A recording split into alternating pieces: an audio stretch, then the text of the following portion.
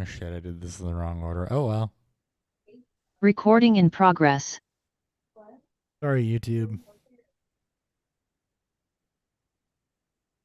I could have been doing something instead of just sitting here, like prepping us for an actual show. Eh, That takes the fun out of it. I mean, he's not lying.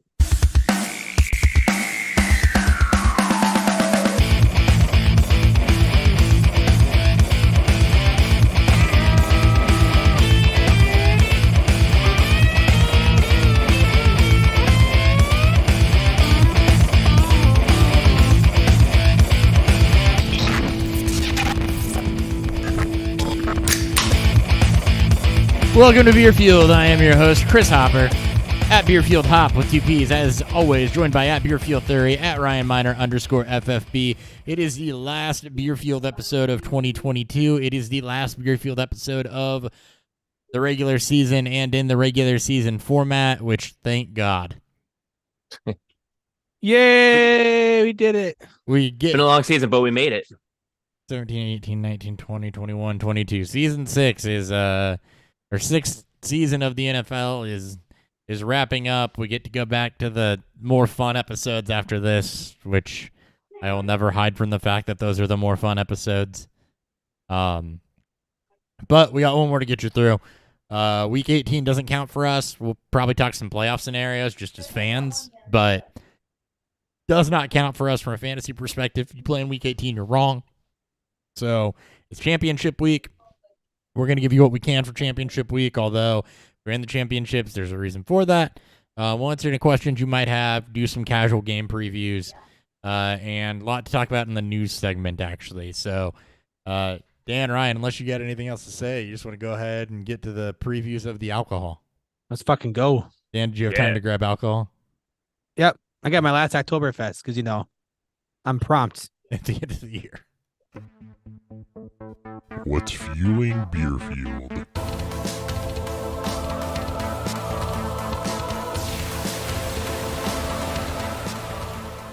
All right, Dan, why don't you tell people about that Oktoberfest? I'm drinking Civil Life's Oktoberfest. It's a good one. It's a great one. I think I had that one on. I'm pretty sure you did, but now we get to talk about it 2 months later to see what changes. It's a good one. All right, I got a fresh crack here. I am drinking Chattanooga Whiskey's cacao infused whiskey. Oh. So for those who don't know, Chattanooga is in Chattanooga, Tennessee, and they are ran by a couple of former Sam Adams distillers or brewers. So their distillers are former Sam Adams brewers. So at these experimental batches, they do a lot of brewing techniques and brewing grains that they take and they apply to whiskey, which typically turns out pretty good. So it's kind of a hybrid type of scenario. This particular one is their experimental batch 28. It is a 4-barrel batch that is infused with cocoa nibs, cinnamon, and vanilla beans. And the mash bill is yellow corn, malted wheat, malted barley, but that malted barley is Munich, which is a brewer's grain. Coffee malt, also a brewer's grain, and several different types of chocolate malts. So I'm super interested when I saw this one hit to go ahead and give it a shot. I know that their other stuff has been pretty good. It actually, like a beer, I've never seen this before, has a shake well on the side of the bottle because of all that sediment that settles out. So I like it. It's definitely a hybrid of the two, and I'm looking forward to trying this. So I'm going to go and pour myself one while Ryan lets you know what he's drinking. So I got a whole new camera set up, and so Chris wanted me to make sure I have the table in the background with all the crayons and all the paper on it because we have a house full of kids. But Dan, you might have heard this one.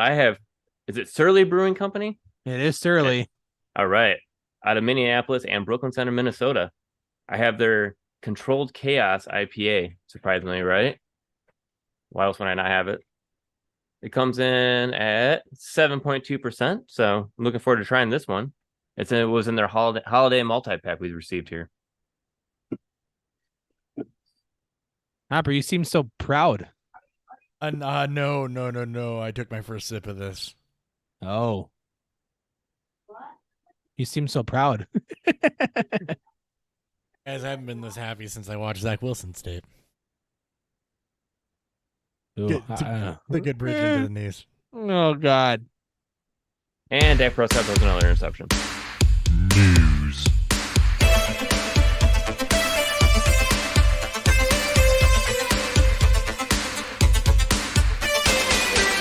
I think that's just going to be the name of the show. And Dak Prescott throws another interception. That was perfect. We'll wait for him to get back. Since, We need to wait for him to come back. why did he? Well, no, I want him to be here for this. This is important Okay. stuff. I don't like. You don't just get up in the middle of news segment. You get up like when somebody else is doing their part of a game preview. Look at him jog it. Look Oh, at him jog. oh! I see what he did. This is a lesson from the last episode. If you're on YouTube, you see it too. He got a. Oh my god! Now I'm super proud of him. He went and got a a glass. glass. Now that reaction is because I was proud, not because I'm drinking something that is unique and and fantastic in a lot of different ways. Man. Good job. I also forget he has AirPods, so I can keep talking and he's not going to miss anything. That's right. That too. Yeah, that is also true. All right. That is last week's news. I should probably pull up the right one. Hey, Jalen Hurts hurt his shoulder against the Bears before last week. Oh my god. All right. Nathaniel Hackett was fired. And then it gets crazier because the Broncos did nothing in this press conference to not make this insane. So, former Secretary of State Condoleezza Rice will be consulted in the Broncos' new head coaching search. More on her qualifications for that later. No words yet on if George W. is in the running for head coach based on Condoleezza Rice being involved in this. The Broncos also stated the next head coach is not going to report to the GM, but he's going to report to ownership, which includes 3 Walmart heirs, an investment manager, Rice, and a Formula One champion. And the clock management dude was named the interim head coach. Condoleezza Rice, I guess, her father was a high school football coach, so she has done some like high school level film review and stuff like that. And the Stanford athletic department did report to her when she was a vice president with Stanford. So not directly involved in football ops or something. I know. That's what I'm saying too. No, this is terrible. What the hell are the Broncos doing? It's the Broncos. Yeah. Well, it's the Broncos, which means I don't normally expect this, right? Because they were under good ownership for so long, and they were doing things that made sense for so long, at least in most of my adult life. So, like, this is a complete departure, and I look at this, and I see a team that's probably not going to be good for the foreseeable future. Yeah, it's gonna go ship up. It feels like it's gonna go ship up pretty quickly. Yeah. This does not feel like it's gonna work the way that they think it's gonna work. Everybody's under evaluation for next year, and they feel like Russell Wilson can be fixed, which they have to. They're committed to him for so long. They have to feel like he can be fixed. You have to say that at the price tag he's at for the last. I think it's next 2 years. He's worth like a boatload of money that they can't get out of. Like, no, it's not even a tradable deal. Right. No, it's not. So this is going to be a dumpster fire, to say the least. Anything Whole else? lot of trash. Whole lot of trash. Well, the other thing that I think it's going to do is they're going to be in the same boat Houston was last year, where, reporting straight to the ownership group instead of the GM as the head coach, you're not going to attract the top candidates that way. People are going to avoid this shit show like the plague, I think. Yeah.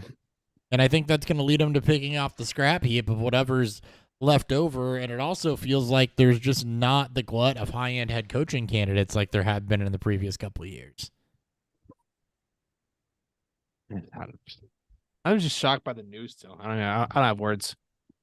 I really You thought know it wasn't words- real news until you actually started reading. I'm like, wait, he's being serious about this right now. Yeah. I didn't know the depth of this until I started putting this together.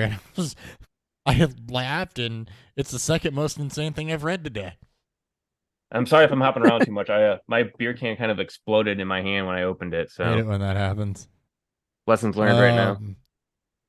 Also, in the same division, Derek Carr's benched. He's going to take a leave of absence from the team. Jarrett Stidham's going to start, and we here at Beerfield have taken the I'll call it liberty of coming up with a list of potential landing spots for Derek Carr. So I think in conversation earlier, by we at Beerfield, I mean Dan and I, I think in conversation earlier, this is the list we came up with.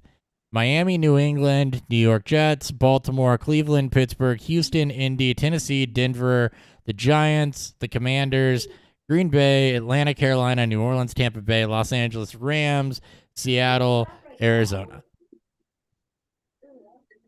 That's 15 Just a teams. few teams. That's 15 teams. That covers it, right? Yeah. That's Well, pretty much half the league. That's it. That's the starting line. I mean, everybody jumps to Indy, but then as we started to talk about it, it's like, all right, Tua's had 3 concussions in a season. What if he retires while they're in a window? Not unheard of. Mac Jones is clearly butting heads in New England. Zach Wilson's done with the Jets. They're not going to have high picks, so they're going to have to do something, either through trade or free agency or in-house. Cleveland, because they're the Browns. Pittsburgh with Kenny Pickett could be looking for an upgrade after his rookie season. Houston could do it for a haul for Vegas to move up into a top 2 draft pick and draft a quarterback of the future if that's the route that they decide to go. Indeed, Tennessee could move on from Tannehill, who was mostly ineffective as that offense was terrible, and Malik Willis definitely doesn't seem to be ready. More on that in a minute. In division trade for Russell Wilson to take the contract, because that would just be stupid, but as long as we're taking guesses. Danny Dimes replacement for the Giants. Washington, if Wentz stinks up the joint over the last part of the season, they could be in shipping Carson Wentz to Vegas because he just gets around everywhere. Green Bay, if Rodgers retires. Atlanta, Carolina, New Orleans all legitimately need quarterbacks. Tampa Bay, if Tom Brady retires or leaves. Los Angeles Rams, if they don't retain Baker and Stafford retires. Seattle, if they want to upgrade over Geno. And a crazy one, if Arizona wants out of Kyler. Can they get out of Kyler though? Because isn't that like it's $78 million guaranteed right now? I have no idea. Probably not. I mean, they can just bring him in as just a backup if Kyler's not, coming along the way they want him to, and from his injury. yeah. And these are landing spots, right? Where this isn't saying that they have to trade him. I mean, if he gets cut, it could be come in and compete. Let's push him. My prediction's still the Jets. Yeah, I'm still thinking the Jets, Indianapolis, New Orleans, and potentially Carolina. All I'm waiting make to sense. see odds come out for it because I'm very much intrigued to see Mhm. what Vegas thinks and what rumors Yeah. are being talked about. Now, as far as Vegas goes, they become an immediate trade-up candidate, though, in the draft, I think. And that is good news if you're a fan of a team that might have a quarterback already and be in position to move back, like Chicago.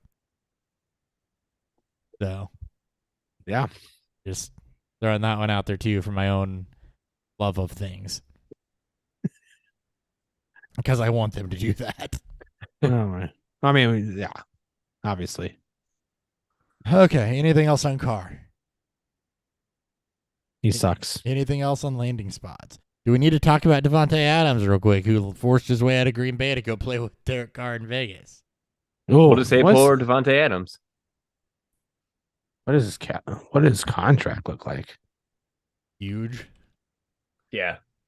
It's pretty big, isn't it? That's what she said. I mean, not to me, but somebody said. His dead cap's out on 2025. That's his projected best savings in dead cap is after the 2025 season or after the 2024 season. Yeah, it'd be a $31 million dead cap hit Oh my god. if they cut him. Whoops. That is Only $14 million if they keep him. So that is They- fucking hilarious. Unless Rodgers goes to like the Raiders. yeah. Woof. Well, that's an interesting scenario, huh? Because that could happen too. Yeah. It's One quarterback away. That's right. One quarterback. away. One quarterback away. Just one quarterback away. That episode happens later. More quarterback news.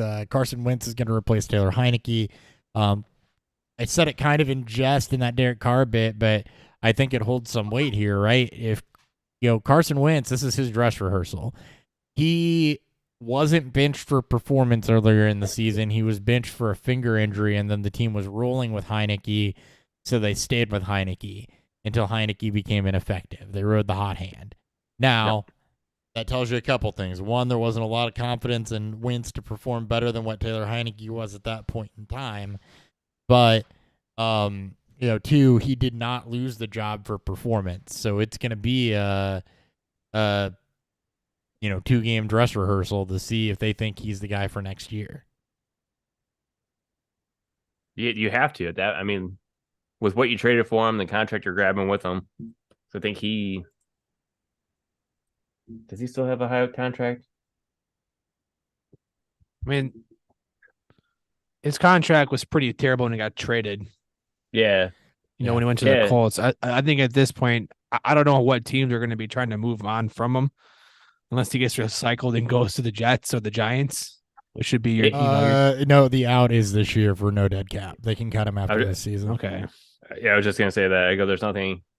If they keep him, it's a 26.1 million cap hit and 27.2 million cap hit the following year. So still pretty cheap either way if they keep him. Yeah, they can cut him for nothing though. Yeah, they'll probably cut him. Yeah.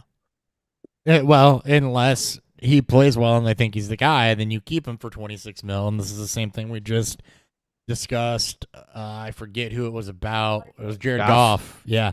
It's the same thing we just discussed there with Goff, right? Is that's, today's day of quarterback contracts, that's affordable. So, you have to look at what's available. They're likely not going to be in a position to draft somebody. So unless they think Sam Howell's ready or they want to ride with Heineke or they feel like they can get something in free agency, which we'll talk about in our free agent previews, Yeah. It's we're going to have to see who gets cut, what quarterbacks get moved from. That's the thing, though. It may seem low, but they can, there's probably, plenty of bridge quarterbacks that you can probably get for 20 mil. And Wentz is not going to fix. I think Wentz won't fetch 26 million in the open market anyway. So, is he much better than is Derek Carr going to yield that much? The Jets cut Zach Wilson, which I don't think they'll cut him. I think they'll trade him. If some team gave Josh Rosen a 2nd-round pick, they can get a 2nd-round pick for Zach Wilson. Well, and here's the other thing too, right? They do have cap space available after this season. They'll be at 20 million of cap space, but you cut him, you immediately jump into the top 7 with available cap space. Yeah, I'll have to look through who the actual free agents are going to be for that. Yeah, we'll do that later on. Which we won't do tonight, obviously. Yeah. So, anyways. Speaking of dynasty type things, Broncos signed Tyler Beatty away from the Ravens. So, interesting prospect going somewhere where he'll get a look. Broncos obviously still haven't found something they like at running back since Javonte Williams got hurt. So it'll be interesting to see if he gets an opportunity, more of a footnote than anything, just because it is a rookie that some people, myself, did like landing in a fresh spot. And I believe to sign him away, they had to sign him to the active roster. So he'll be active. No, I do like this move. I never liked his fit in Baltimore. So no, this should be better. Fit in Denver in theory for Dynasty is a lot better. Yeah, it can't get much worse in Baltimore. So for his skill set. Anything there, Ryan? No, I totally agree on that. When I saw the signing, I was like, oh yeah, it's a better place for him. Denver needs whatever they can get because you don't know how Javonte Williams is going to perform next year anyway. So, and even if they're going to have more. Well, and even if he comes back, he was never the type that you were going to rely on in, passing type situations or as a receiving back anyway, at least not heavily. So Beatty's skill set works with it. It's part of the reason why they brought Melvin Gordon back this year.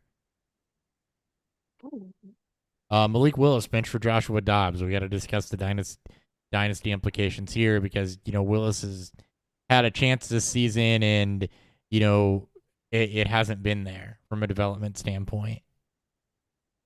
Yeah, this speaks more about probably the implications of Willis. 3rd-round draft capital is a really steep climb to come up from. Russell Wilson did it great, but I just Most of these quarterbacks just flop I just looked after at day it. one. I just looked at it this week because I'm setting up to as I set up to start evaluating the 2023 class. And since 2015, there has been no quarterback drafted outside of the top 2 rounds that is started for any significant length of time. Yeah, this is he was a developmental prospect. This is kind of I mean, thankfully he wasn't a first round pick, I guess, in hindsight, as teams maybe aren't they're not falling into the Josh Allen trap, meaning that they can spend significant capital on a quarterback in hopes that he reaches his significant That ceiling. trap was a fucking gold mine for Buffalo. Yeah, I mean that's where it starts. Like, and look at the Niners. I mean, obviously Trey Lance has been hurt, but I mean, you fall for those style of quarterbacks. Josh Allen's a unicorn. That's another Josh thing Allen, I reminded myself of going back and looking at some of this evaluation is that, Josh Allen had a bunch of raw tools on tape, but there was nothing at all in the statistical profile that suggested that No, he was. he was going to be, it was all intangibles that suggested that he was going to be good. Yeah, it's he's going to convince, and he's done it. We've seen it now, dude. We have evidence of it. He's going to convince teams that maybe we got the next Josh Allen. Yeah. Even though they're just, blatantly ignoring the massive work ethic that Josh Allen went through to get to this spot. Yeah, and that's not a knock on Willis, right? We knew he was a small school guy with a lot of raw tools. It doesn't have a lot around him, obviously. And Allen didn't do it in year 1 either. That's not to say that year 2 to year 3 that doesn't improve, but right now you're looking at somebody that's probably going to bounce around as a backup for a bit because there wasn't even a flash there. Yeah. I mean, at least Josh Allen had first round. He had top 6 draft capital. Right, not round 3. Not round 3. Not And like the end of round 3. Matters more. So, the spreadsheet I use is a data reference, has draft type stuff from 2010 to 2020 right now. Now I don't evaluate because of the way I categorize players based on success. I don't evaluate the last 2 to 3 years, and because you don't know what somebody is. But when you take the last 5 years into account, I forgot what point I was going to make. Hey, Hopper, what's the show title? And Dak Prescott, there's another interception. To Kevin Byard.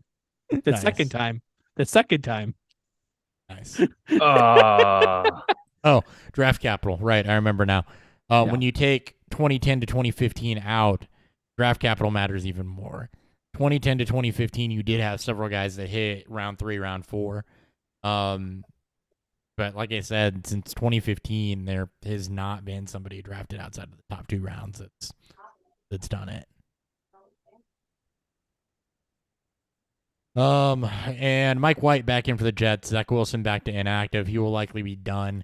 He'll be a trade chip in the same way that Drew Lock kind of was. He'll go somewhere or Sam Darnold going somewhere as a potential reclamation project away from New York to see if they can turn this into something.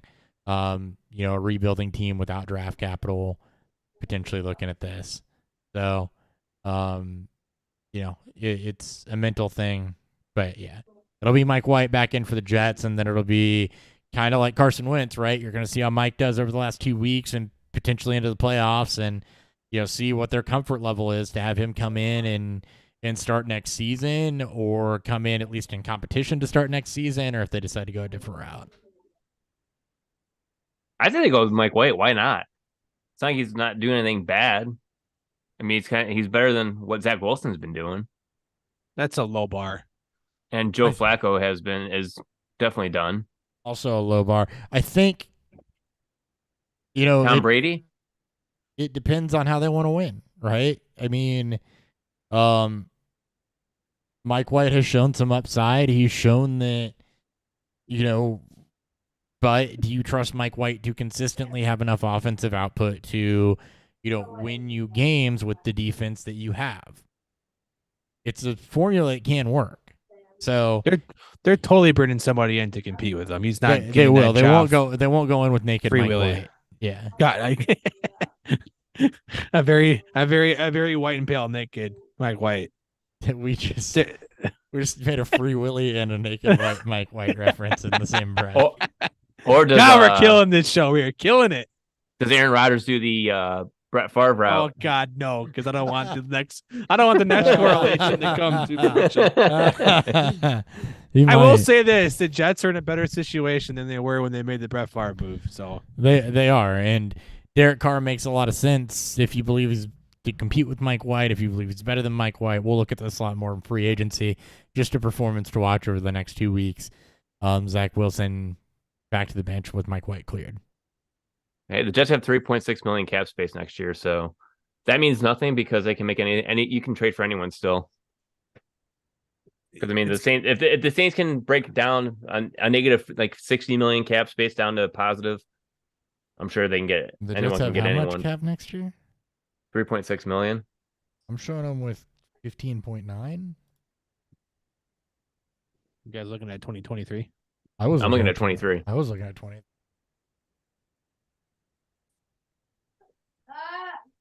Because cap They space got they got 3.6 million in 2022. 2023. I'm on. Oh, Right. I didn't hit the update button. Yeah, I missed the you gotta update hit button. Update.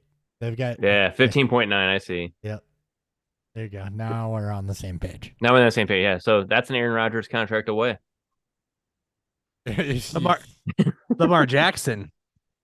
He ain't gonna go there. He's gonna stay with Baltimore. I feel I don't. Well, 43 million in caps, 43.9. He's gonna get tagged. He's not gonna be. a Jackson's free gonna agent. He's be. gonna get tagged. Jackson's gonna be super interesting, and he might do well to sign the tag after having a down year and, extend free agency by a year, because after a down season followed by, injury, where the progression hasn't necessarily been there, and the same dynamic playmaking ability hasn't been there. Yeah, the team looks better with him, but is he going to command as much post this season on the open market as he would have before this season? Does it get much worse? Nah, I mean, he might want to gamble on himself and sign that franchise tag. We have no fucking clue because we don't see quarterbacks of his caliber hitting free agency. No, you don't. No. And Baltimore's got 2 years of franchise tag. There's no fucking way he makes free agency. Like none, they'll franchise tag him. But And they could move him. And I don't If think they- he'll hold out either. I think he would sign it Oh, just no, I because think- of the yeah. down season and, try to up that value to back to Josh Allen levels. That'll be early news, and you'll hear throughout offseason with them trying to work out a long-term deal.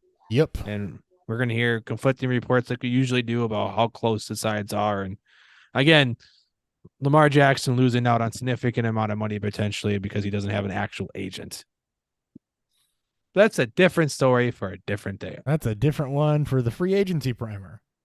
There we go. Later in Q1. All right. That's all I got for the news. No specialty segment tonight. So, Daniel. Jump into it. Panthers at the Buccaneers. Buccaneers 3-point favorites at home for the NFC South. 40.5. It's the game total. As much as I want to bet the Panthers and see the Bucs lose, I can't fathom seeing Brady lose in this situation. Bucs are going to win. I don't think it'll be convincingly, but I think they'll cover 3. And I will take the under. Darnold has had some pretty good protection since his return to Carolina. Panthers had one of the better O-lines. Bucs come in with a decent pass rush. They're going to get home. They're going to want to win this game for the NFC South and be the best of the worst. The best under 500 team. The best of the worst. They can still go 500. They can still go above. They can still go 9-8. And that's what'll happen. All right, back in week 7, Deonta Foreman went for 118 yards against the Bucs. Another 27 through the air, and they are 12th as far as yards allowed on the ground. So Deonta Foreman, if you have him on your roster, you go ahead and you start him this week. That might be about it. Hold on, I'm gonna check on DJ. More will be more. You're probably playing. You're more. gonna play DJ. Yeah, Moore you're if you playing have him, more. Yeah. Yeah. Bucks are also middle of the pack in points allowed to the wide receiver, and Moore is the guy that's catching most of that. So you're going to go with Moore and Foreman for the Panthers. Other side of this, looking at Tampa Bay, Rashad White fallen off a little bit the last 2 weeks. Panthers have a good defense. Leonard Fournette's value really relies on his pass catching, and that's about it right now. He did, you hope for a touchdown in the push. He does. I will say this for Fournette. When they've needed him in big moments, that seems to be when Lenny has big games. Yep. And it doesn't get bigger than playoffs on the line. So, for this one, I would start Moore. Godwin hasn't been as explosive this year, but he's had decent floor. Mike Evans has been a little bit up and down, tougher matchup there. Maybe fade him a bit. Are you starting the Buccaneers DST this week? No. No, I wouldn't. I like them still. I think they're middle tier. I think they're middle They're tier. middle tier. They've faded down the stretch here over the last couple weeks. They're about middle. Yeah. They're Yeah. Well, let me put it this way. They're not middle. They're top 12, but They're the back end of the top 12. the back end of it, yes. Yeah. Okay. I like it. I like DJ Moore's value this week though at 5,700. That's not a bad deal, considering how much he's improved with, surprisingly, Sam Darnold in the lineup. But with Sam Darnold, there's probably going to be, I don't know, Zach Wilson there next year. Anyone trading for him? No. Just kidding. Well, Just kidding. I don't think they want to keep rehashing broken quarterbacks. No, they're either going to have to do something permanent or they're going to ride a Darnold through the rebuild. Just But I kidding. definitely- Matt Corral. Darnold, I definitely like a nice. Matt And Corral. Darnold's been I definitely fine. like a nice. Damn it. I definitely like a nice bounce back game though from Leonard Fournette here, especially at 5,600. He could be easy player. Oh, not really a bounce back. He already had 25.2 points. Yeah, he so- was fine was last way week. off. Yeah. Yeah. Well, yeah, he didn't do much in the rushing game. It was a receiving game that he Mhm. killed in. So especially with this being DraftKings PPR, that's where you want to go. So 5,600. He's only $100 more than he was last week. So that's a solid hit. I want Yeah, it's some. a big I want some underdogs to root for though. I'm rooting for Carolina in this. Oh, I want Carolina to win. Absolutely. I want to see chaos ensue when Tampa Tom finally realizes he doesn't have it anymore. Well, when Wilkes raises Carolina from the depths of hell, a playoff berth. Oh my God. So great. Would Baker Let's get see. a ring if they won the Super Bowl? Was Probably. he on the team long enough? I think Yeah. he'll get one, right? Yeah. That's awesome. That is things I'm rooting for. There had a damn chance in hell they're winning the Super Bowl, even if they make the playoffs. Oh God. but- Fuck no. It's Sam Darnold, Super Bowl winner. Oh man. You Sam say dang Darnold. it? Sam Darnold and Baker Mayfield gets a Super Bowl ring before Josh Allen. Deonta Foreman gets one before Christian McCaffrey. Is that Before a Dan Josh chance in Allen hell? and Lamar Yeah. Jackson. Oh man. It's Chaos a Dan and- chance in hell. The Dan chance in hell. All right. Browns at the Commanders. Commanders, sorry. 1.5 point favorites at home. A 40.5. It's also the game total. I don't care about this game. I don't know what Wentz is going to be like. He played a half last week and looked And Yeah. He played what? The first 2 games of the season? Yeah. Yeah. And Yeah. Both these teams are struggling to find their foot, especially in offense. Both defenses are good, especially the pass rush. Both teams have their front four healthy. I like the under in this, and I'll take the home team if I have to bet. This game's really kind of an avoid if you're in the fantasy championship game because I don't see it being The high defenses. scoring. Yeah, the defenses would be decent pulls here. I would stay away from Gibson and Robinson. Even though Cleveland's not been particularly good against the run, they're cutting into each other's workload too much with too many question marks on this offense to want to rely on them. Neither of them have significant upside. The most upside player on Washington is Terry McLaurin. And potentially, if you're looking for a sneaky play, if you really need to gamble, Curtis Samuel did very, very well with Carson Wentz under center. He's actually had 3 touchdowns in the 3 games that Carson Wentz has played. as well as over 50 receiving yards. And the first part of the season, 11 and 9 targets in those 2 games. So small sample size.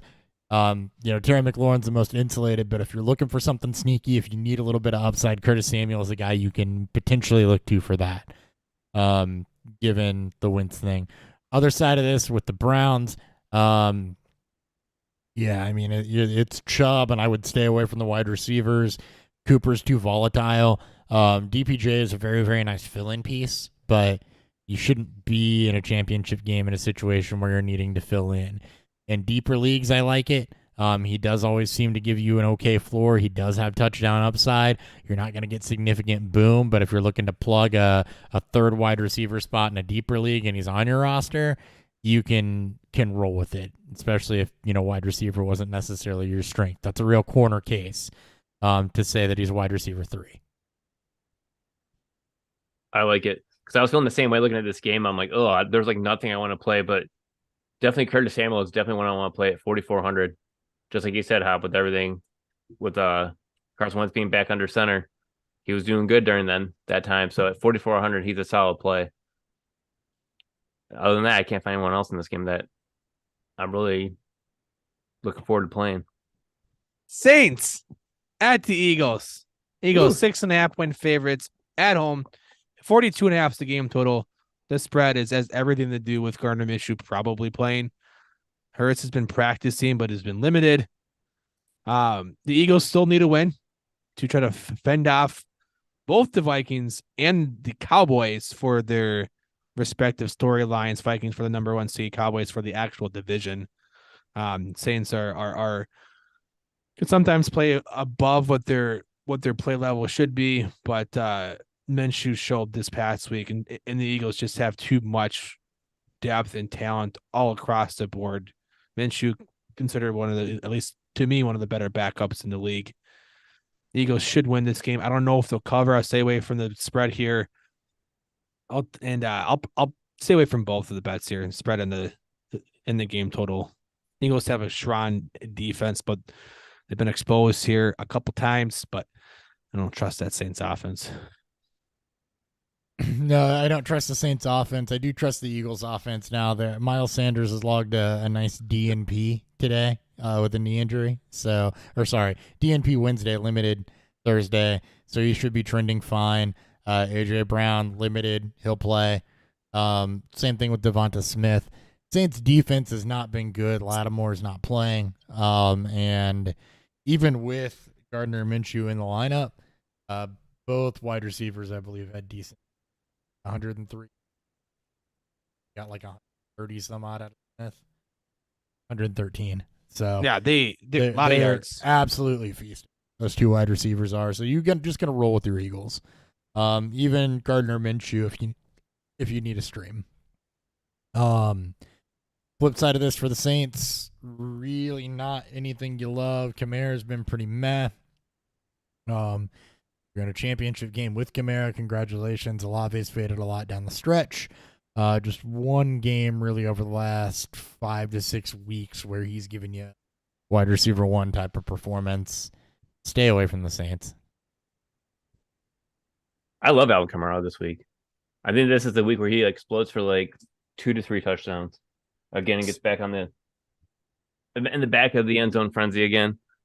Last week, for DFS, you're fine. Yeah. DFS, Last week's that the makes fancy. sense. Yeah, I think he's just, it's that game that you don't expect him to do, and that's when he does it. Just like he did the last time when he did it. We had like the multi-touchdown game, and then he hasn't scored since. Until he had I a think last week. touchdown last week. Touchdown That last was- week, yeah. But Yeah. that was what I'm saying. He hadn't scored since But that was until, his like, first last one week, since week 8. where he had the multi-touchdown game. Yeah. I see a nice multi-touchdown game again from him coming this week. Just because I think Philly's their defense. Yeah, they were good against the pass or against the rush, but Kamara's going to be. I mean, who else is there to catch passes? It's Olave. Everyone's on. Olave. Everyone's on IR. Yeah. Yeah, Olave. but everyone else on IR. Jawan Johnson. Touchdown or bust Johnson. I will say But- this. Touchdown I or will- bust tight end. Yeah, like all of them, not named Travis Kelce or TJ Hawkinson. This is a team that held Derrick Henry and Saquon Barkley to single-digit points. I will say this though about the streamer things. I'd be a little. Last week was great because it was set up perfectly. Two good offenses that can and two good enough offenses with quarterbacks and line that could take it to a shootout. I don't know if the Saints can. Yeah. So this may be a lower scoring. I would be a little weary with Minshew. Obviously, you're playing Smith and Brown and probably Sanders and Goddard, which in theory, Minshew should be able to get that done. I don't think the Saints are going to push enough to get the points there. I think for me, That's my only concern. I think for me, it's just more of who else do you have as a streamer this week. It's Minshew, Mayfield against the Chargers, and Goff against the Bears, and those are really the three options you feel. I got Brock great about. Purdy against the Raiders too. Yeah, Same pretty boat much as the Minshew. Raiders, yeah. Same boat as Minshew because you're looking at two offenses that can clearly score playing against teams that maybe not. So you're just hoping that they're the ones involved in the touchdowns. Yeah. All right. Ryan, you got anything else? I'm sorry, I didn't mean to cut you. Nope. Start all your Eagles pretty much in DFS if you can. Cardinals at the Falcons. Falcons 3-point favorites at home. 42.5 is the game total. If there is not a game I don't give a fuck about, it's this one. You have Trace McSorley versus Desmond Ritter. McCoy's cleared. Birds versus birds. McCoy got cleared. Oh, good. Thank God. I still don't care, but McCoy got cleared. I know, but that's Yeah. that's good for Hopkins. I don't know how a man can fall so much in love with Greg Dortch when you have Hopkins and Because fucking Greg Dortch Marquise has Brown. been decent when he's been targeted. Oh, it's because McSorley probably only has chemistry with Dortch, but for fuck's sake, It he shows. almost ruined Hopkins' catch streak until the fourth quarter. I'm like, Jesus. If I'm Hopkins, I'm like, this motherfucker. I'm like yelling at the coach, draw me up a wide receiver screen so I can catch the pass. Right. And that was how he got his first pass, was the wide receiver screen. To give me a game I don't give a fuck about. I mean, That was the last game, really, though, right? that's a lot of these. Marquise Brown's too volatile. Nuke has okay floor. James Conner is the one thing I really like because he's on a 3-game touchdown streak.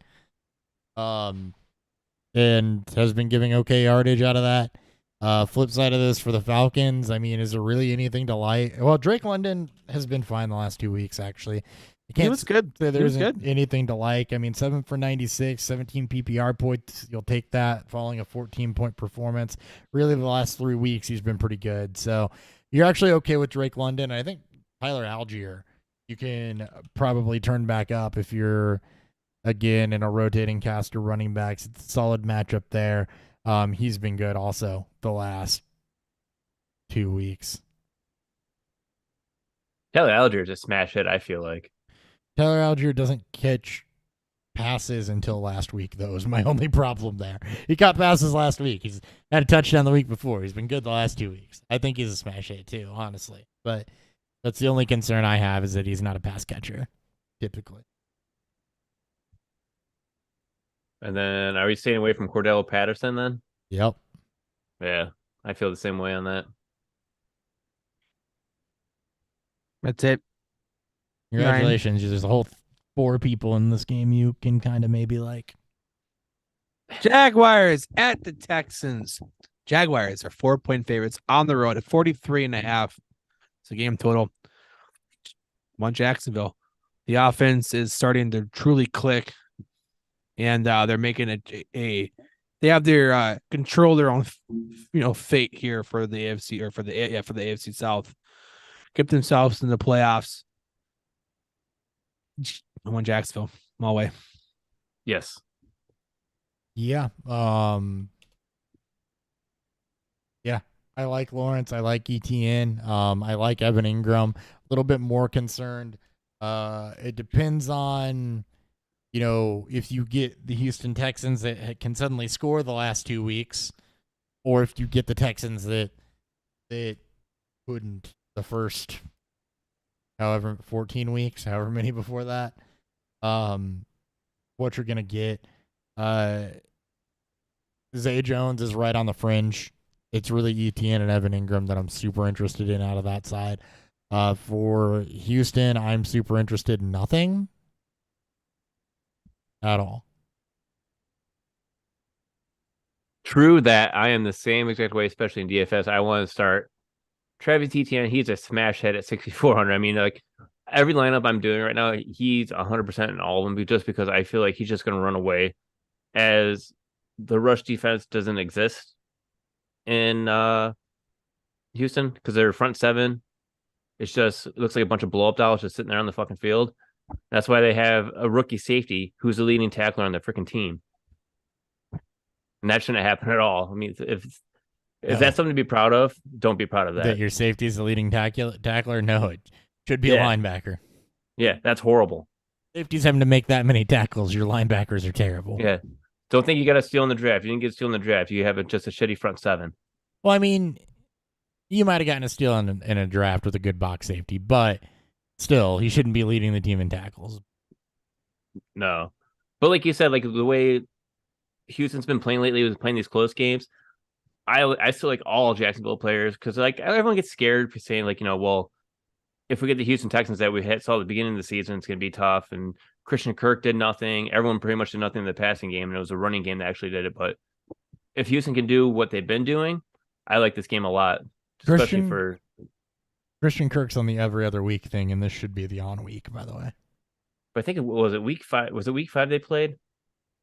Yeah, week 5, you went 3 for or 1 1 for 3 and 11. That was a bad game. So this I like this bounce back for him here, especially at 6,000. Solid deal. And Evan Ingram at 4,400.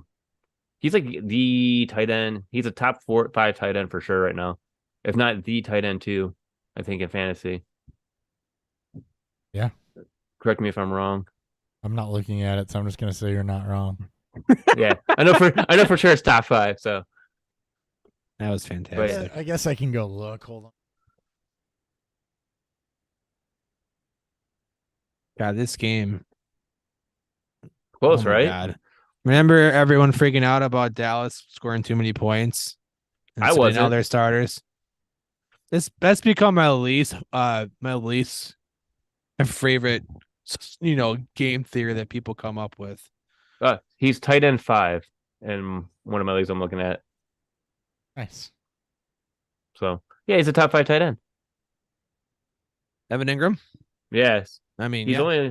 he's like, between tight end 5 and tight end 3 is like separated by no more than 10 points in any league, I'm thinking. Tight end 5 on the season. He's a tight end 1 the last 5 weeks. Over Hawk. Kelsey's actually the tight end 3 over that. Play Wow. Evan Ingram. Stream tight ends that are actually putting up points. Which would Right. include Dawson Knox right now. More on him later. Knox has had himself a fine couple of weeks. Yeah, he's Sucks been it definitely took him bouncing till back. the fucking playoffs to get there, but good for him. Playoffs. You guys ready for the highest scoring game total of the week? Is this called the game of the week? And But- raise your hand if you had Bears at Lions. the Lions. Yes, that's exactly what I was It's- going to go it's- for. It's the highest game total of week 17 I would have, looking at this slate. Yes. of the end. No. The beginning of the season, would you have predicted Bears Lions would be the highest game total of week 17? Is it week 17 Absolutely or just not. the Sunday slate? Are they higher than Bills Bengals? It's the highest of the week. Yes. Wow. No, I wouldn't even had it. This No one week. would've- I would have no, had Bills. no. I would have had Bills Bengals as the highest scoring one this week. Yeah. Damn sure not at the beginning of the season. Bills Bengals is second highest. Beginning of the season, I might have went Vikings, Packers, or Rams, Chargers. Yeah, it's Rams Chargers would have been my prediction. Broncos, Anyways, Broncos, Chiefs would have been up there too. Broncos, yeah, because God, everyone, man, they had us all fooled. Yikes! All right, anyways, Bears at the Lions. Lions are 6-point favorites at home. 52.5 is the game total. Highest game total on the slate. Lions need to win bad. Ew. A bit of an embarrassing loss And the against the Bears- Panthers and the coming up. Bears Oh, need to sorry, keep losing. Bears need to keep losing, but still look competitive. Never underestimate a team trying to ruin their division rival or a division rival's chances of getting to the playoffs, even though that's also very overrated.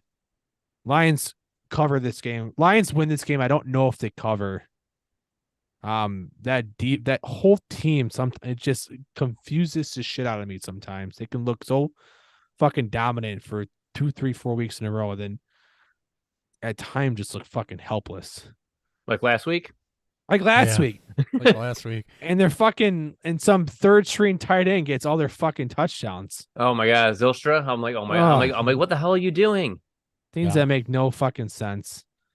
Again, take the over though. Generally, you always want to take the over in the highest game total. It tends to pay off. Dalton Indeed. Schultz touchdown, by the way. Nice. All right. Bears, chalk, rock, chalk, Chicago Bears. Is chalk mean Justin Fields? Well, Justin Fields, David Montgomery, and Cole Kmet, Is probably. he playing? Is he playing this week? Okay. Why wouldn't he be? He hasn't been hurt. He's just not been present. Oh, that's right. It's not him. I'm thinking of Mooney and Claypool. I'm sorry. Claypool's activated, yes. Definitely take the over this week. Definitely. Please don't prove me No, wrong. Kmet, it's a soft matchup. He's like pretty much my tight end stream of the week. Looking at the Detroit side of this, Jamal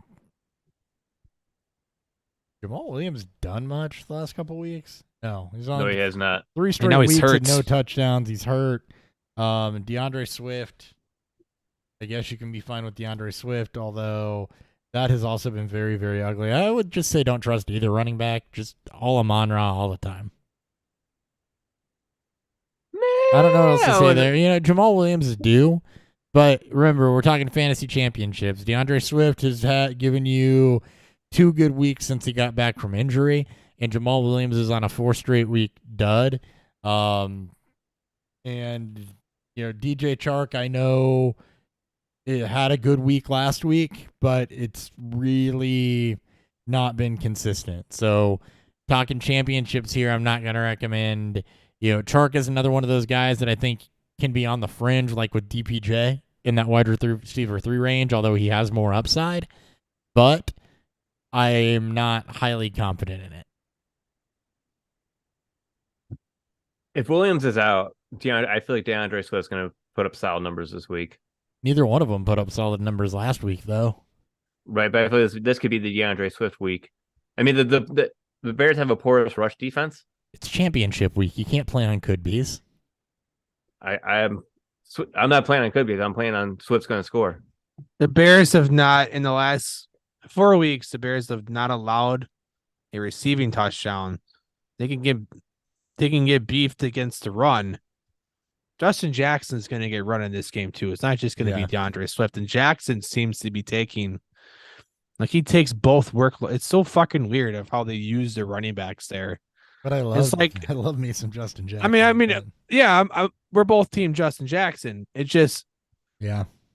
that's, you know, that draft capital spent on Swift. They need a fucking win. If the Lions are to ever give Swift a full workload without Jamal Williams, this is the week to do it. Not They're because going of to football, do it. but because of they need a win to make the playoffs. Hopefully, They're going to do it. it'd be dumb to try to fuck around with this too much. But then again, I'm not a coach. It just makes a little more logical sense that you want to lean on your best players in probably the most important matchup of the season, for them. Mm-hmm. I'm calling it right now. Swift 2 touchdown week. That's a bold. That's. I would just say Swift goes over 100 total 2 yards. touchdowns. Yeah, I mean it's bold. But Hopper's right. Swift hasn't. I mean, if you got here with You Swift, didn't get here because of Swift. it's not because of Swift. Yeah, absolutely. So I got here because of Cam Akers. I actually didn't get here because of DeAndre Swift.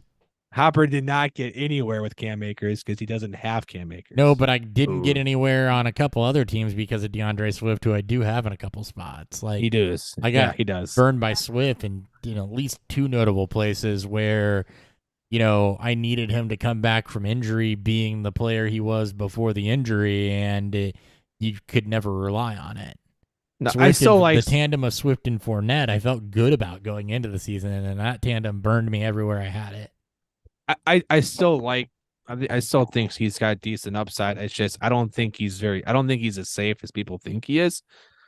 But you're probably shooting for like you're shooting for upside. It's championship week, right? It's the same argument can be made about maybe being scared about Swift. Is he's going to provide? He still has upside in the highest game total of the week.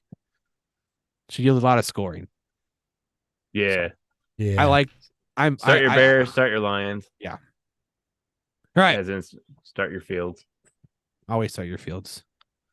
Number 1 Bay. Dolphins at the Patriots. Patriots 2.5-point favorites at home. 41.5 is the game total. I don't think Tua's been officially ruled out, but I think most of us are expecting him not to play. I thought he was ruled out. He's still listed as questionable. Has he? I've not seen anything official about him being ruled out. So No, you're right. They're saying they're preparing Teddy Bridgewater to start. yeah, he should play. I think Tua's probably done for the year. Both teams, both the Dolphins, Patriots, very important game for both. Both are so vying for a wild card spot in the AFC. I see the Patriots fucking blowing this game. This is almost a gift to them, probably not having Tua. And I see the Dolphins winning this game. I don't sprinkle a little money in the Dolphins money line. That's my unsolicited, unwanted advice. Yeah, I think that Swift is done. Or not Swift, sorry. I was thinking, damn, you saw it Swift. Yeah, No. it's on last game. Sorry, I'm Yeah. looking. No. You're good. Dude, Josh Jobs, not too shabby. I'm looking at Tyreek and Waddle. Oh, and here. Waddle. Mhm. Yeah. Well, And Josh Jobs is like, isn't he a Harvard? Not a Harvard guy, but he's like one No, of those really he's smart a guys. rocket scientist, He is Yeah. fucking smart. He's from Tennessee. but incredibly smart. Looking at Waddle and Hill, it's a tough matchup. Jacoby Brissett going up against his former team. You got to play him though. The upside's too huge. They did have both have one really, really good game. Brissett? Sorry, Bridgewater. I was like, wait a minute. Hold on. I got to reset. Timey-wimey. All right, let's start over. Teddy Bridgewater and Jacoby Brissett are basically the same person though. They pretty much are. But Teddy Bridgewater, both guys had solid games. You have to roll with them, right? They got you to the playoffs. You're not benching either. No. You might want to put some more upside in your lineup against safety if you have those types of decisions to make, but you're rolling with both of them. As far as the backs go, it's been Mostert's backfield. Should be fine as an RB2 flex type option. Don't expect a huge game. The Patriots are in complete disarray. Even Ramondre Stevenson has faded as things have gone. You can avoid the Patriots in fantasy. Dude, what the fuck happened there? To Stevenson? Oh, I don't think he's My healthy. God. Right? He can't be, right? Like, oh, it hurts. 2 of the last 3 weeks, he had a huge game against the Raiders, but against Arizona, Cincinnati, not great. And I just think he's not fully healthy. I think that it's exactly what we said it was, before last week before, basically where him and Harris both looked like they were going to miss. And then all of a sudden Stevenson was going to play because I don't think they trust Harris or Strong. Yeah, pretty Yeah. ugly. And the Dolphins have been top 10 against running backs or top 11 Yeah. or top 12 in the last 3 weeks. Sorry, Yes. against the running back position. So take Very- that for what it's worth. Yeah, very tentative for Stevenson. But I Yeah. actually like Tyreek Hill a lot this week, just because it seemed like when Teddy Bridgewater was out there, he was targeting Tyreek Hill like crazy. And what I remember was it Tua's first concussion, the Cincinnati game? Buffalo. Was it Buffalo? Yeah. Buffalo, and then I think he missed Minnesota, and what was the other one? I thought it was Buffalo, and then he got hurt. I think I heard it in Cincinnati. He got hurt Cincinnati. because it was a Thursday night game. And then he was hurt like almost right away. Yeah. And then then he but was out. Tyreek Hill, Yeah. like him and Tyreek Hill had that chemistry of like constantly going the whole night long. So I feel like this is going to be more of a Tyreek game that would be a Jalen Waddle game. Well, let's see. Teddy played quarterback for them weeks 3, 5, 3, 4. We'll skip 5 because he had one attempt against the Jets. He had 2 in week 3. So weeks 4 and 6. He took over very, very quickly for their third string quarterback against Minnesota. Only two game sample, but in weeks 4 and 6, Hill had 14 targets and 15 targets. Yeah, he had 15 targets. I just looked at this. Week 6 is Yeah. the one. It was the Minnesota game where Waddle and Hill both went off. Now this is against two better offenses in the league. Right. Patriots do not have a shootout style offense like the Bengals and Vikings do. So But also keep that in mind. But Ryan's right. Weeks 4 and 6 Yes. for Hill, it was 29 targets. That whole stretch was just Yeah. insane. Yeah, it was nuts. Like I just feel like this is gonna be like a nice Tyreek Hill game. So him being, I think, it's almost his week every week. yeah, but he's the second highest wide receiver. Justin Jefferson's the number one receiver this week in DFS at 9,500. Yeah, he is. 8,900 Tyreek Hill, hell of a play. It's expensive, but it's worth paying up for. I agree. That it, Ryan? That's good. Yep. Broncos at the Chiefs. Fuck Chiefs, about this game. 12.5 point favorites at home. 44.5 is a game total. I don't know how it's this high, as the Broncos can't score more than like 15 points on offense in any given week. Take the under. Broncos defense is also starting to struggle. More so particularly because the offense can't do shit and the defense is starting to get a little nicked up as you get further into the season here. So I don't trust double-digit matchups, so just take the under. Jerick McKinnon, 6 touchdowns over the last 4 weeks. If you're looking for a super boom bust play at running back for some reason. Jesus Christ. That's a lot of touchdowns. Unfortunately, it's mostly touchdowns. Actually, I lied. He's had some good receiving floor too. He's had 2 of those weeks over. No, two of those weeks he's been over 100 scrimmage yards. So yeah, Jerick McKinnon coming on down the stretch, just like we all predicted. No shit, right? Well, I think at the beginning of the season I said I liked McKinnon most out of the rest of their backs. It just took a while for that to come to fruition. It just took Most of the All the way year. to the end. most of the I don't care. Hey, if he wants to be Damian Williams, I'm fine. Hey, last 4 Let me it's the do Robbie Anderson of running backs. Hey, remember the last game against Denver? He had seven receptions for 112 yards and 2 touchdowns. So Right. So Wasn't it like 3 weeks ago or 2 Yes, weeks ago? yes. week 14. hey, that's just relevant still. I like McKinnon. I like Kelsey. I don't want anything else because you don't have to shoot it out Mahomes, obviously, but whatever. Broncos side of this, get out of here. Really? Literally. Maybe Literally. Jerry Judy because he's probably got because of the I like them target. all. What? I feel like, oh yeah, no Nathaniel Hackett. It's like, let's just You say, think fuck it, that's let's the ride. Be all end all, This- fix all. this- Let's ride. This Get is out gonna of here. be this is gonna gonna be be when terrible. this is gonna be Ryan, when the head when coach Russ throws is the for guy 5 that was in touchdowns. charge of time management. He couldn't even manage anything. So Nobody knows who him. the hell's calling the plays. Oh it doesn't my matter God. now. Russ is calling the plays. I think that's a That's concern. worse. Russ has been eating too much Subway. No, I think it's gonna be a fun game. I think it's gonna be back and forth. I mean, it's not gonna be back and forth, but I think it's gonna be closer than people think. Lean on. If closer than people think means that it's 24 points instead of 35, I'm good. Nah, I don't. I think it's within 15 easily. Oh, it's still over 2 touchdowns. Okay, within 12. And the Chiefs still cover. The Chiefs don't cover within 12. There's a 12.5 cover, right? I mean, how many people are in the fantasy championships with their Broncos players? Might be a handful that have Judy. He's been pretty good. Yeah, Judy's been good. The last like 2 weeks. He's been solid all season. He just really blew up the last couple weeks. But I mean, you look at when he's been healthy, he's only given you 2 what I would consider dud games. Everything else has been, relatively okay.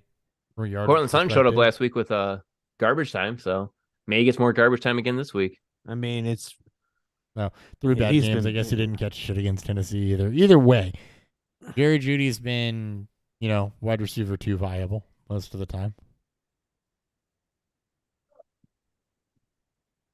All right, next game it is. Colts at the Giants. All right, next Dulcich game. is hurt, by the way. I forgot about Broncos' Oh. best player, Greg Dulcich. He's not practicing. Well, that stinks. Colts at the Giants. Giants are 5.5-point favorites at home. 38.5 is the game total.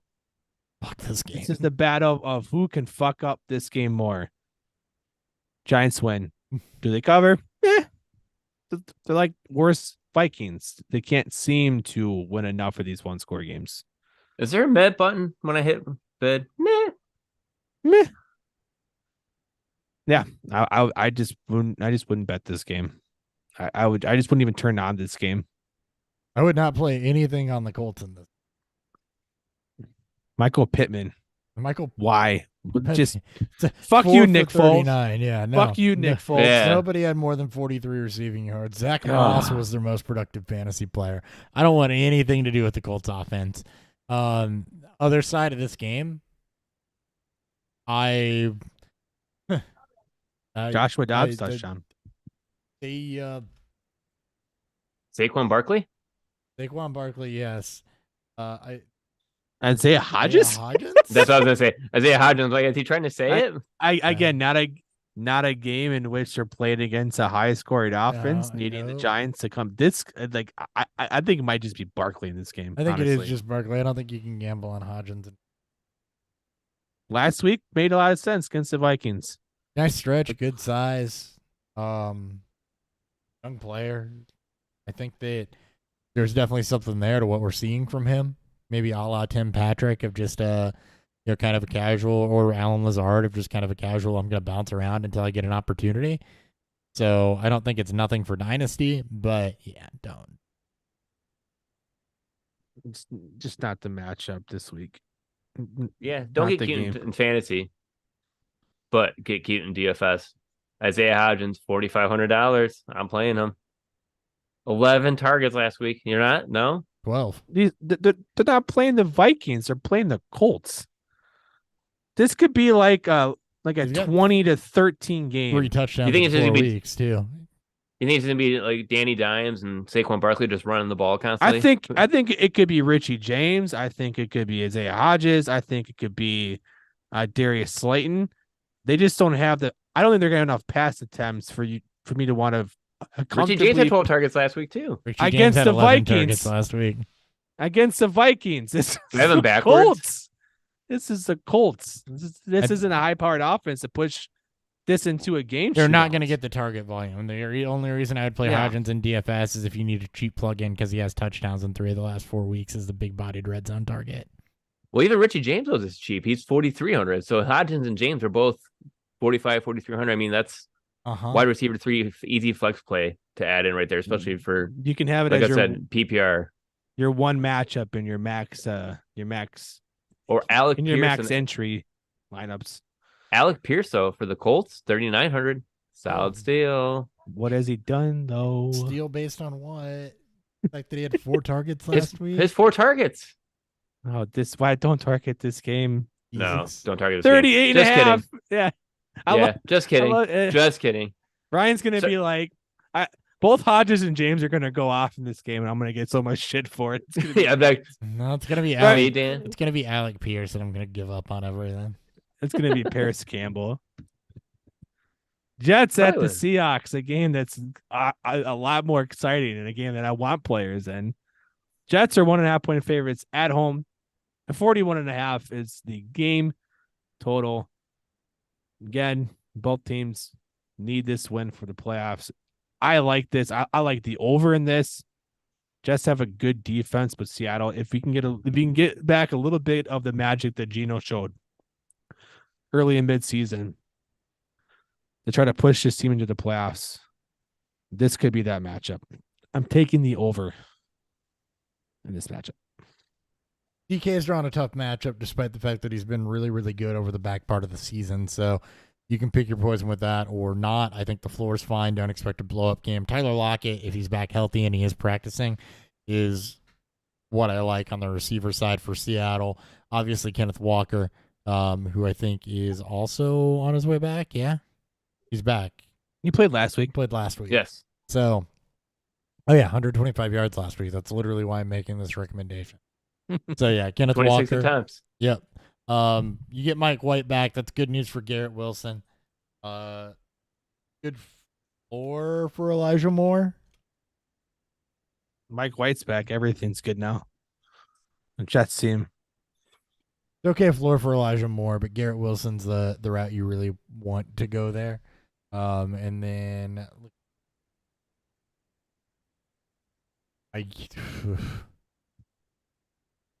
that's a lot work. Yeah. Just play the receivers and Mike White. Maybe Conklin, but Uzama's starting to come on. They're like combined, they're a really good fantasy tight end. Bam Knight was a fun story for a couple weeks. Yeah. Yeah. If you played team tight ends, it'd be good. Ryan DFS. I'm not for playing any of the Seattle, or not Seattle, but Jets players, wide receiver wise, just because the way Seattle's been on defense, they've actually been really good on it in the pass defense, being a top 3 over the last 3 weeks against the wide receiver position. And over the 5 weeks, they've still, they were 2, 3, 4, number 6. So yeah, I would avoid actually anyone on the Jets, and I'd actually go the opposite way and go with everyone in Seattle outside of Lockett, because I don't think he is actually going to play. And I actually like Noah Fant again. With Lockett missing last week, he scored another touchdown, which now makes it 3 touchdowns in his last 4 games. And I like his opportunity again this week to actually get in the end zone. And anytime I always do DFS, I'm always looking for a touchdown upside. And Noah Fant is one that I'm looking forward to. And that is it for that game. I am off the Jets. Beer preview. Because Preview or review? Beer review. Because we are in the 3 o'clock games. Beer review.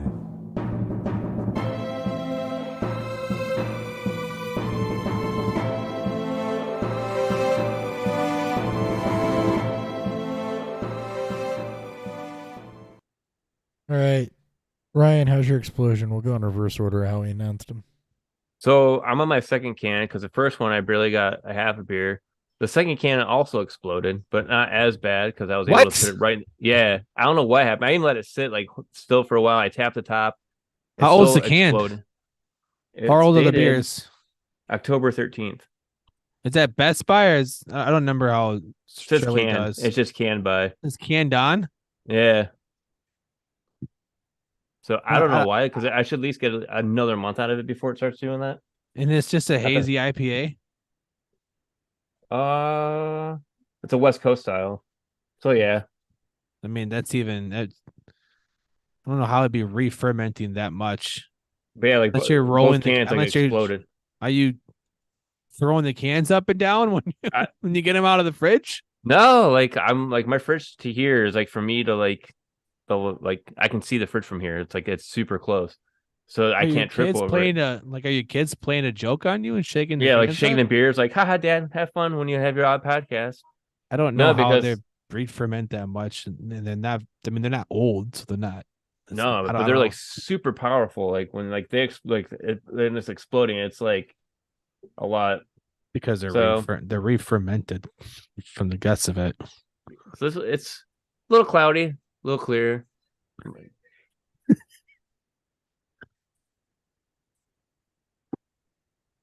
But I don't know, like if I'm missing a lot of the taste because I don't taste the citrusy golden out of it. And I don't know, it's just because the way. What does golden taste like? I have no idea. Maybe that's what I'm tasting is the golden side of it. No, if you don't get any hops out of it, though, there's a problem there. It could be infect. I mean, I hate to say, I don't think this would be a case with commercial breweries, though. But the only thing I know that would cause can explosions and no hop aroma is infection. Yeah, and that shouldn't happen. Bacteria got into it. Yeah, that shouldn't happen at a commercial level, but bad batches do happen. So maybe. Yeah, I don't know. Yeah. Did you buy a 6-pack or was it from their variety pack? Bought a variety pack. It's like 6 varieties. Don't know So, where. so it's been sitting in my fridge for like 3 days. I haven't even touched it until tonight. Yeah, if it was infected, there was nothing you could do about No. that. But that's the only thing I know that would cause bombs like that and the hop aroma to just completely go away. Yeah, like I don't. I mean, to me, it just tastes like almost like a pilsner in a way. Like I don't taste like anything different. It's smooth. It's just like a smooth beer. Yeah, that's interesting. October 13th of what year? This year, Okay, 2022. had to ask. Some places. No. Some No, I get it. places. Yeah, but I was just like thinking, I'm like, why is it like I even like even when I got the second can, I just let it sit here. I'm like, I'm gonna sit here, I'm gonna tap it, and it still exploded. Yeah, infection's the only thing that would cause that. And I've had beers like that many times, and mostly all they start tasting like is just like they start getting like that dry like taste like in the back of my mouth, where you start getting like dry mouth. So yeah, I wish I could have actually enjoyed it more than this, but it definitely was not controlled. It was just chaos. As soon as I Yeah. opened it.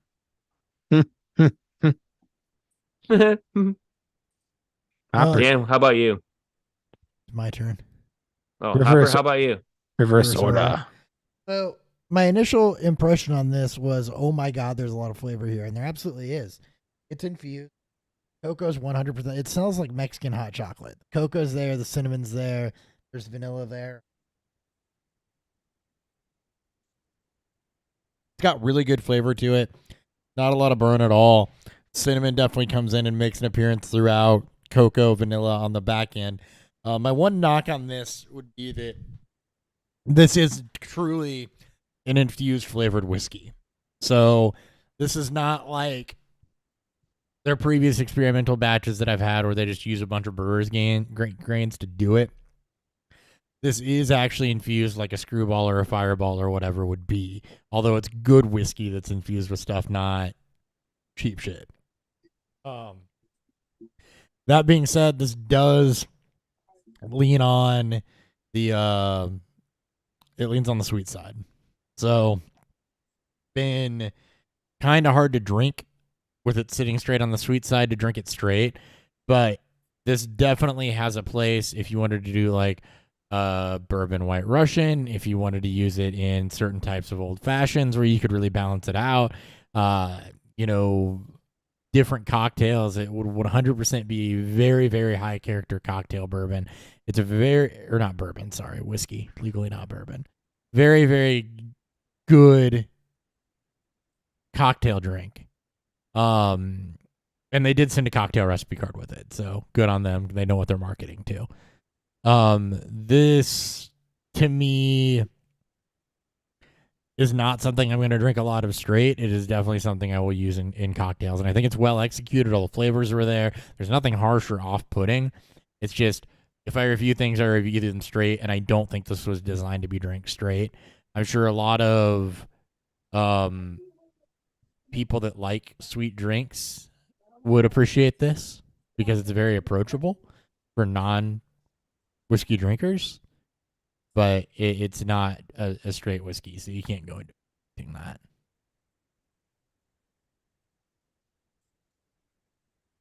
Dan. Me. Yay. Silver Lights Oktoberfest. It is a Mars in style Oktoberfest. And it's very delicious. Tastes like an Oktoberfest. Sweet, malty, goodness. That's it. 49ers at the Raiders. 49. Oh, well, I said the Raiders. 49ers are 9.5-point favorites on the road. 41.5 is the game total. As the Jarrett Stidham era is now starting in LA or in Las Vegas, excuse me. Take the Niners. I'll even bet the spread. I'll go as high as 10 points. They will control this game from the get-go.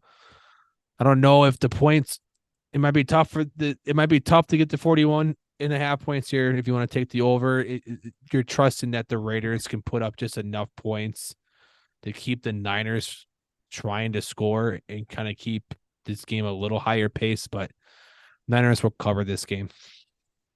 been all George Kittle since Brock Purdy took over. So yeah, absolutely run with that. Same thing with Christian McCaffrey. And Purdy we talked about earlier being a decent streamer. On the Raiders side, Adams and Jacobs and nothing else, and that's just because I think Adams is going to get funneled targets.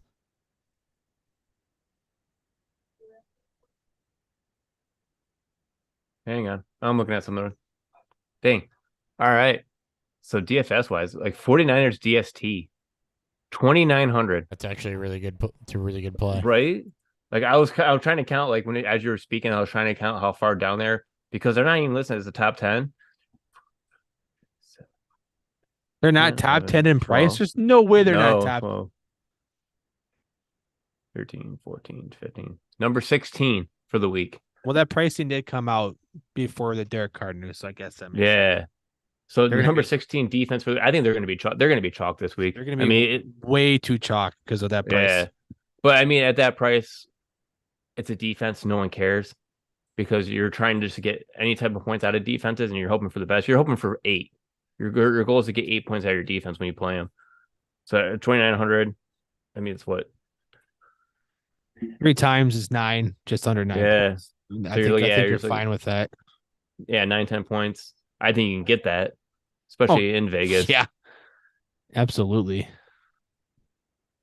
I'm nervous about Josh Jacobs though. 7,400. I don't want to play him. The I only wouldn't part play of him. the only offense besides Adams with Yeah, I just feel like Matt Carr. Yeah. it's just gonna be gross. It was I didn't. Was that? Am I reading that wrong? Was it Bosa that was coming back this week, or was it the other it's Bosa for? Joey Bosa that's coming back this week. not Okay. Nick. Nick's back. Nick's been back. Nick was never Yeah. gone. No, Nick was I, never gone. Yeah. I always get the two. I always get the two confused of like when one's out, I'm like, who? Which one? What team? So yeah, I'm all over the 49ers DST, and plus I'm keeping an eye right now on Debo Samuel. He's at 6,000, which is one of the cheapest he's been. He's actually been functional Is he in healthy? practice, like showing he's been limited right now. I don't think So- he I don't plays think he this week. plays. Yeah. Next week, I think he does, especially if there's still a shot for them to get the number 2 seed. I have a hard time seeing them rush him back against the Raiders now, especially with no Carr and just. But I mean, if he does play, He does then play sure, cool, but but yeah, I'm not. Yeah.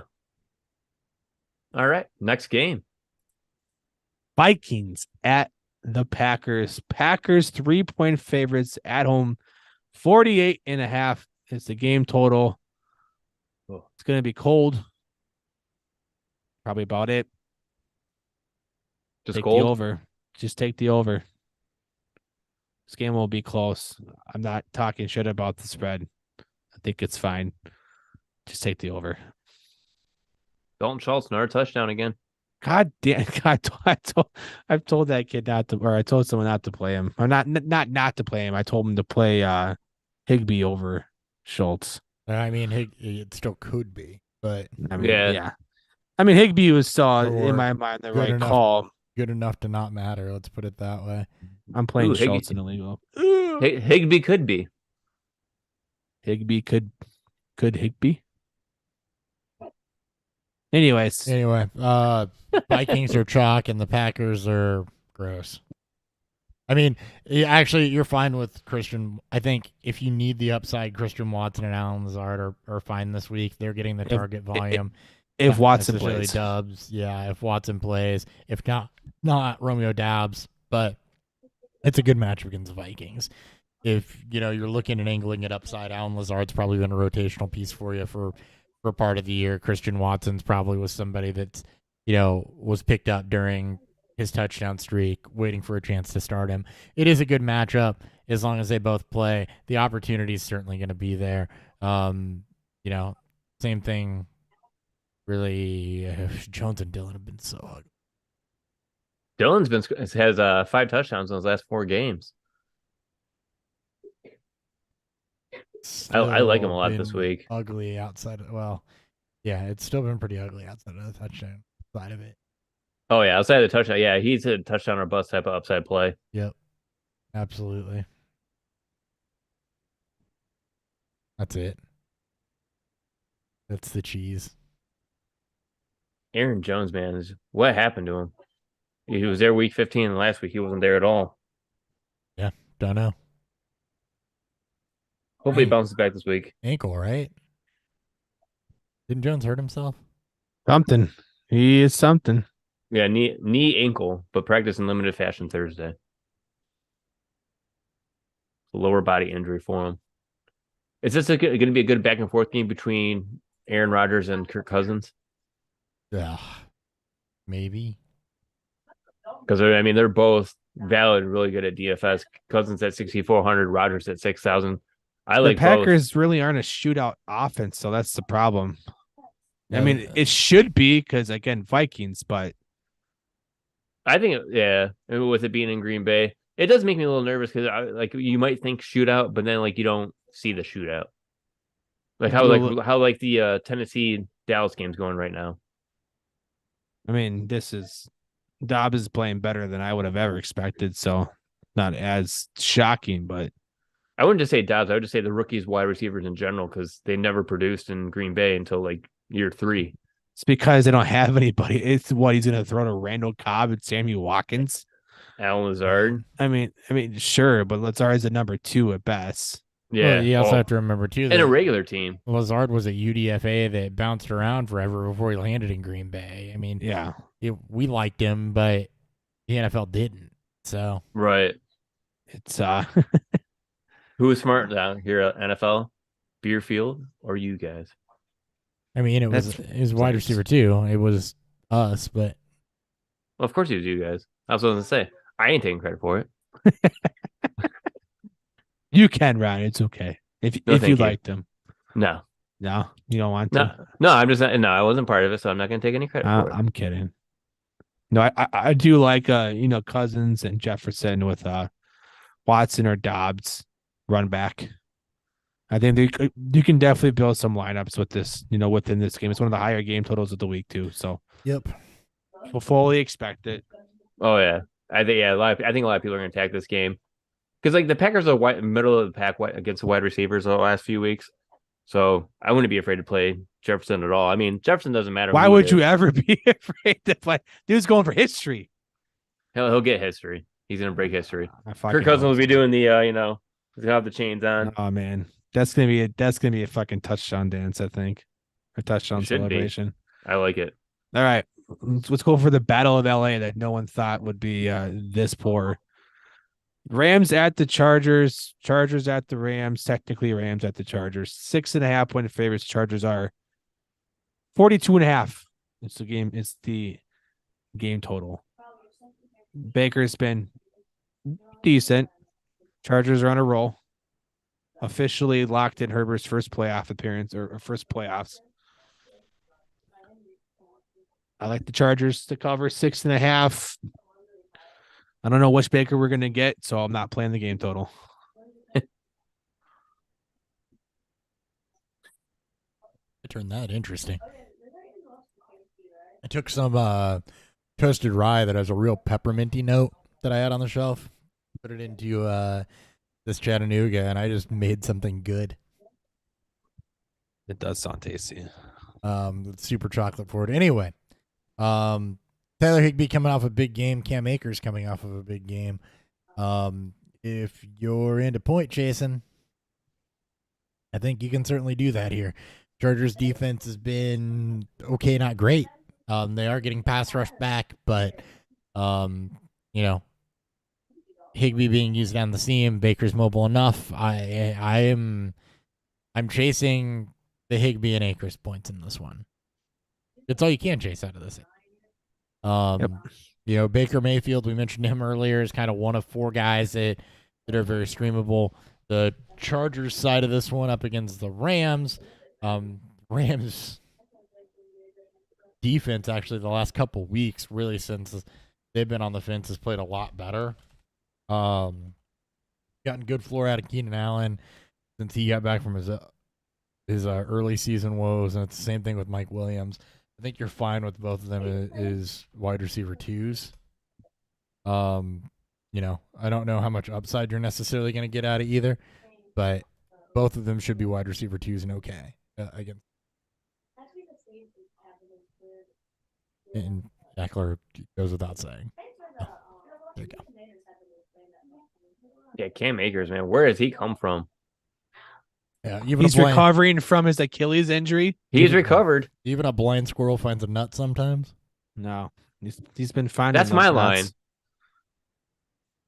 It's Like- great to see. I love it. I want to see more of it. I mean, over the last month, we have gotten 80 points out of Cam Akers. Who would have thought that? League winner Cam Akers. Right. Hopper. it's so Hopper gross. totally knew. Well, yeah, but you have to. But if you, all right, so he got 80 points, but you have to remind you that last week was like 37.7 of them. So almost half of them was just last week alone. Cam with 3 Akers touchdowns. giveth, Cam Akers taketh away, my guy. It's gonna be great when he goes Oh yeah, I'm not fearing Cam Akers this week. I like, 15 yeah. for 30. No, the Chargers Get his have 2 a tough, yards per carry. the Chargers do have a tough run defense, but they also did give up 65 yards to Zach Moss, so that doesn't really scare me. I feel like Cam Akers is actually on the up and up. So at him at $6,100 is a solid buy. Austin Eckler, obviously, because he does it all. It doesn't matter if he can't do it while running, he'll do it in the receiving game. He has the highest floor amongst all running backs this season. It's freaking crazy, right? So 8,500, he's a smash play. Keenan Allen and Mike Williams, I'm playing them. Tyler Higbee, you have to with the touchdown upside. I still kind of feel Gerald Everett just because the way the pass defense has been working for the Rams, that I think it could be an Everett game, just like how last week how it was kind of a voltage game. At the end, he was kind of just up the middle, boom, catching him every pass up the middle. This could be the Gerald Everett game where he actually bounces back because last week he had nothing. And no Donald targets. Parham. Darnold Parham. Ugh. He got out snapped and produced by All 2 returning from targets? injury. Darnold, hey, he got none. Yeah. 2 targets and none for 8, compared to 1 reception for 8 yards. I think it's gross. I still like Gerald Everett this week. Darnold Parham. I'll take your Donald Parham. And It's got to be a lot cheaper than Everett. let's see. I'm also I would not play either. I Yeah, would not Parham's play the third highest price for this game. He's 2,900. Everett's 4,200. Higbee's the highest at 4,600. yeah. So the obvious. But yeah, next game. Sunday Night Football. Flex in Steelers at the Ravens. Ravens 2.5-point favorites. 35.5 is the game total. We don't know if Jackson's playing or not. Baltimore is just these teams are just ugh. Pittsburgh is still mathematically in the playoff hunt. It's like 2%, but they're still mathematically in it. Baltimore, I know, right? Baltimore firmly going for trying to keep up with the Bengals for this AFC North title. I'm not betting until we hear more news about Jackson. I'm just waiting. I would not be betting this game right now. Yeah, it's J.K. Dobbins and Najee Harris and Pat Fryermuth. Game, set, match. Ravens I'm have just been off good this against game in wide general. receivers, so I don't necessarily want. Deontay's had okay floor. Pickens, you have to pick your spots, and I don't think this is like a spot to pick.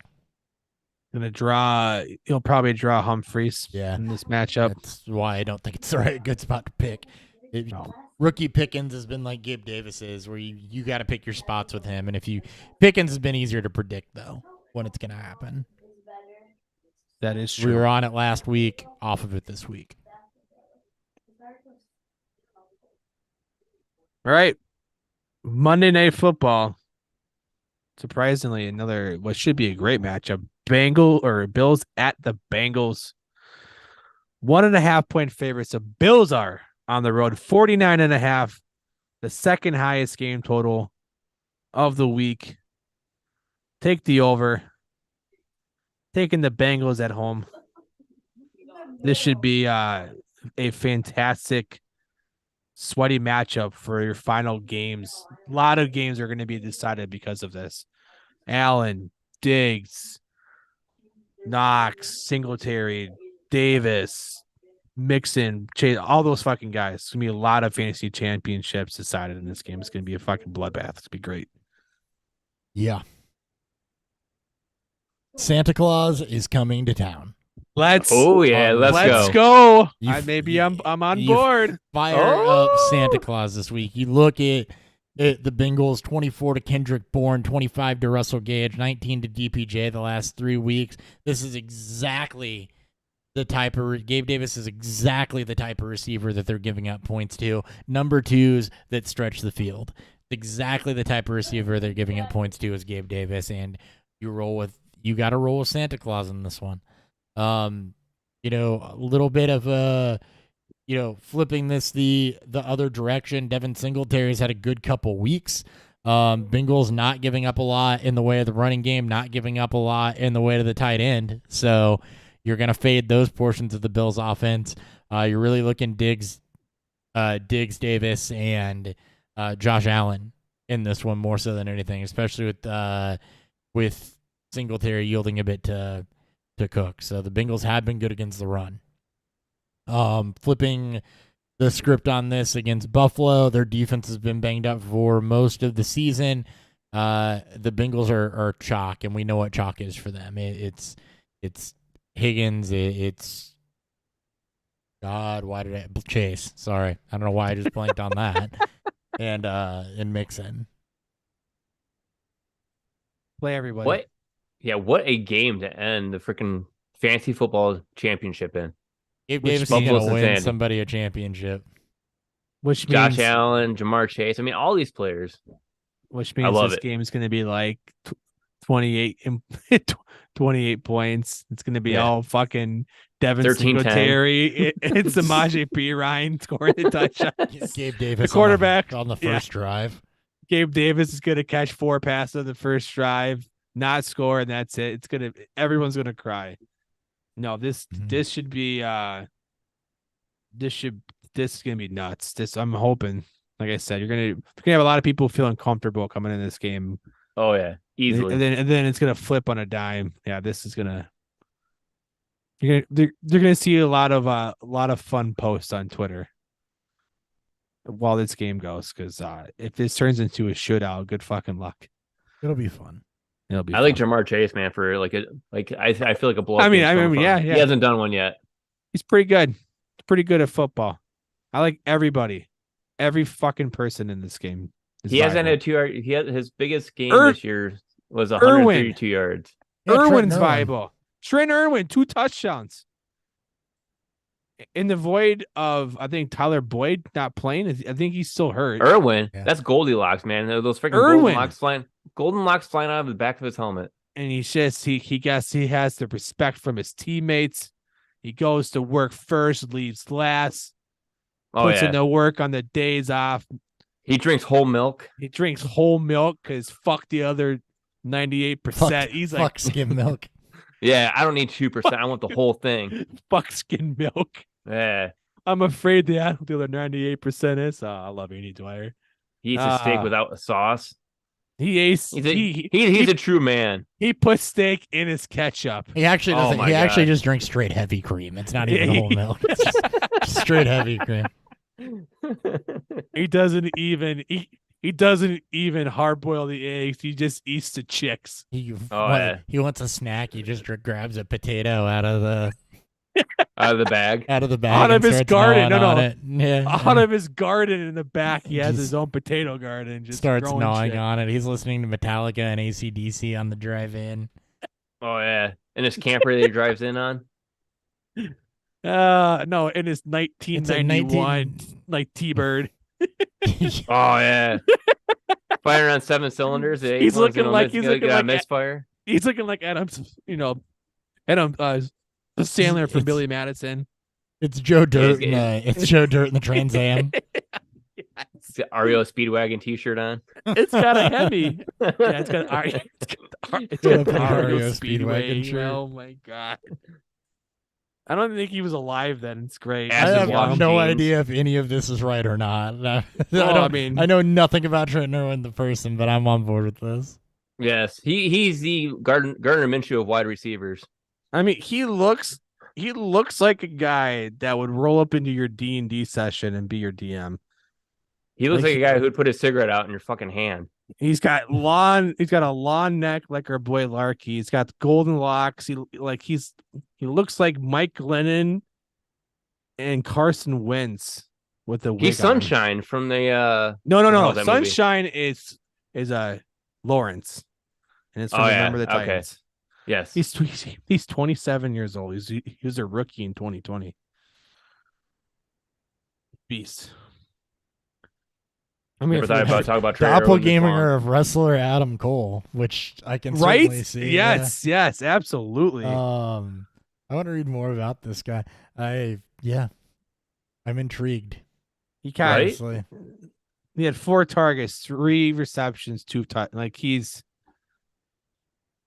gonna be Jesus after this game. When Trenton Irwin wins you a Did he do fantasy the gritty? championship, I have no clue.